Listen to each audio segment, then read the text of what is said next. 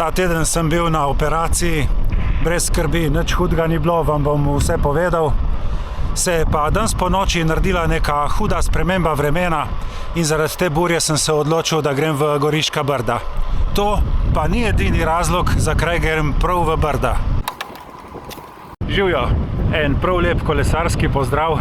Na splošno imamo čudovito vreme, ampak je prišlo po noči do neke hude ohladitve. Celo pri poročilih so opozarjali, da obstaja možnost pozebe. Piha burja tam od 25 do 30 na uro in imamo komaj 12 stopinj Celzija. Dejansko se je prav zares hladilo dobesedno čez noč. Še včeraj sem namreč kolesaril v kratkih rokavih. Pa še z Vlasto sva se slučajno po poti srečala. Živjo, kako gre? Ja, super. Koliko ti bo ratalo danes? 40 minut. Pa tebi? Koliko bo ratalo? Jaz grem pa na 55. Bravo. Ampak se grem zdaj naprej, zato ker imam svoj tempo. Sem pa včeraj za prvo kolesarjenje po operaciji res naredil prav na rahlo en 55-kilometrski krog. Danes dopoldne smo potem šli na Bevkov trg na eno kavo, pa smo jo prav na hitro spili, ker je tako močno pihalo.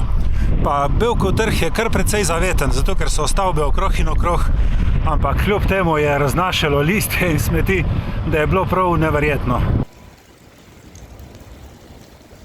Ja, imel sem operacijo pri zobnem kirurgu in sicer mi je tukaj med šestico in sinusi odstranil eno cisto.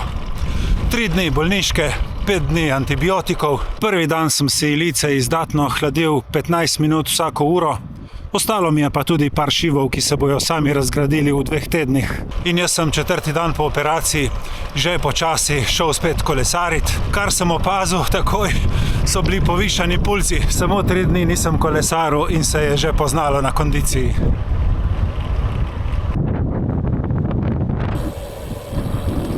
Še zmeraj čutim, da imam en malo tekline, ampak kdor me ne pozna, ne bi opazil. Vidiš, tukaj na vstopu v Goriška Brda že skoraj ni več opaziti burje, zato ker piha iz severa in pred burjo nas tukaj ščiti tale ogromen sabotin. Zaradi tega zoba sem se tudi odločil, da poiščem eno tako progo, ki ne bo preveč vetrovna, in Brda so idealna za take primere.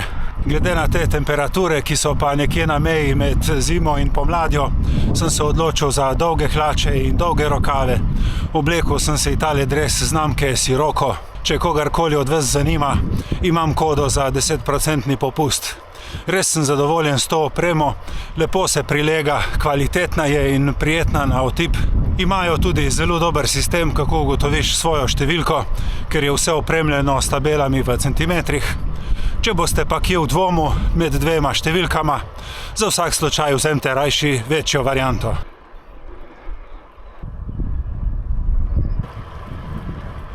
Zaradi te operacije je tudi prav, da se od začetka izogibam večjim naporom. Zato sem zbral en vstop v Brda, ki ni pretirano težek, še zmeraj ima vzpone, ampak noben od njih ni prav ekstremen. Za vse, ki iščete take prijetne vzpone v Goriška Brda, bom dal dol od spodaj v opis tudi link do moje Strave.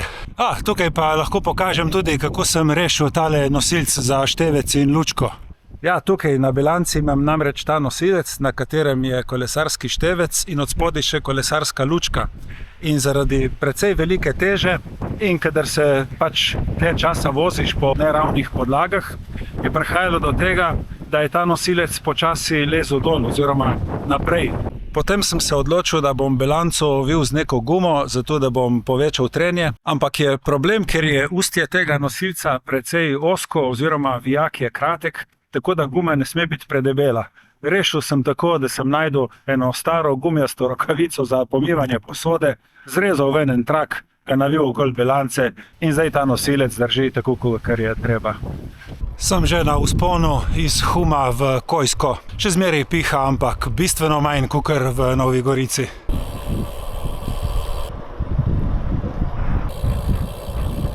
Zdaj naredim še vzpon iz Kojskega v Gonjače in potem bojo vzponi v glavnem danes za mano. Kakor sem prej omenil, imam danes še en razlog, zakaj sem se odpravil v Brda. In sicer sem prejšnji dan gledal malo svoj hitmap na Stravi in sem ugotovil, da sem praktično prevozil že skoraj vse ceste in se nimaš kam zapeljati, da ne bi šel po enih in istih poteh. Ja, in potem sem ugotovil, da tale cesta iz Gonjač čez Vedrijan v Dobrovo še ni pobarvana. Itak, da sem se že vozil po njej, ampak ne v zadnjih 3 letih, odkar imam Stravo. Tako da je prav super, se zdaj lahko odpeljem tle čez Vedrijan dol v Dobrovo. Na hitmapu sem videl, da imam nepobarvano tudi cesto čez Golo Brdo, tako da imam že idejo za enega od naslednjih kolesarjenj. Se ne vem, a vi tudi gledate kaj ta hitmap? Kolega Simon iz Poljanske doline, vem, da mi je enkrat omenil, da proučuje in potem išče poti, po katerih bi se peljal. Ne vem pa, če to počne večina.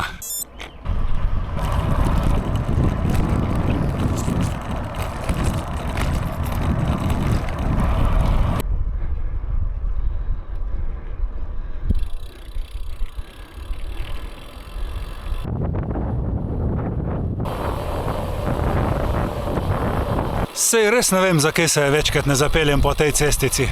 Mislim, da je prav odveč poudariti, kako lepi razgledi so tukaj.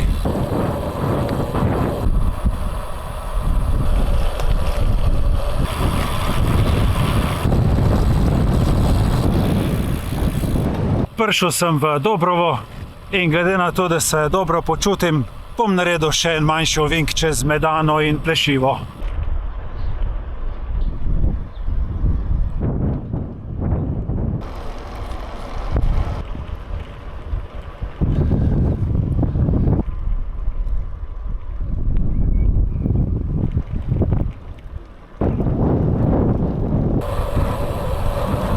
Lahko pa vidite tukaj za mano, kako lepo se vidijo še zasnežene gore. Ta najvišji špik tukaj je Kanin. Vam pa moram še enkrat pokazati, kako se pravilno fotografira specialko. Dobil sem namreč en poučen komentar na Stravi, da se kolo zmeraj slika iz tiste strani, na kateri je gonilka. Pedala morajo biti na 15:3, fotografija pa vzporedna z ravnino ceste, tako da je treba pri tem malo počepniti. Jaz bom zdaj tukaj ob cesti poiskal eno palco in naredil tako, kakor je prav.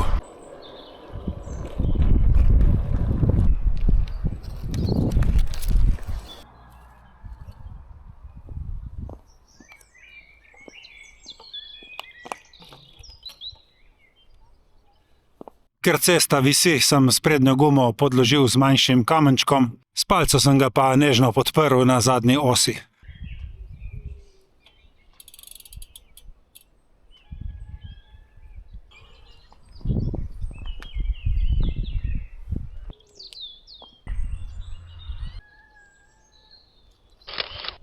Evo, zdaj sem fotografiral specialko tako, kakor je prav. Se mi pa zdi, da ko počepneš in narediš fotografijo v ravnini ceste, nikakor ne moreš skriti tiste palce, ki od zadaj drži specialko, kar mogoče malo razbije to iluzijo, da specialka sama stoji sredi ceste. Ampak, okej, okusi so različni, de gustibus non est disputandum.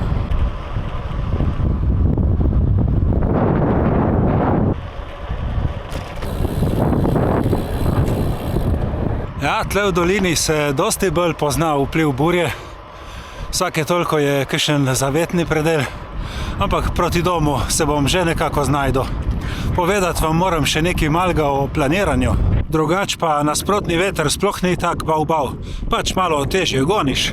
Ampak meni je dosti bolj nevaren stranski veter, ko te dobi tako kakšen nepričakovan sunk iz boka. Kljub temu, da v tem tednu 3 dni nisem kolesaril, bom vseeno spravil pod streho 150 km, kar je moj tedenski plan.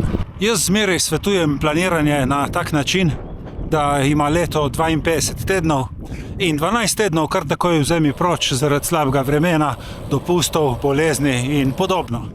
Ostane ti 40 tednov in potem se vprašaš, koliko kilometrov bi rad na leto imel. Če bi hotel narediti 4000 km, je to 100 na teden. To ni dosti. To je 3-krat po dobrih 30 ali pa 4-krat po 25. Ni taka reč, če se voziš redno. Dosti težje je, če si nastaviš nek plan in se potem ne voziš.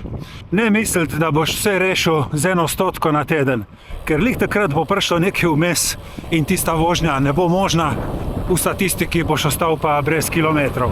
In kako potem meni pri planu 150 na teden rata narediti 10 000 na leto? Enostavno, 150 na teden je za mene tako smešno nizka številka, da jo praktično skoraj vsak teden presežem. Plus tega se vozim gotovo več kot 40 tednov na leto in na koncu se vse skupaj tako sešteje, da je končni rezultat za marsikoga presenetljiv. S to modrostjo bom tudi zaključil današnji video. Hvala vam za pozornost in se vidimo prihodnjič. Čau, čau!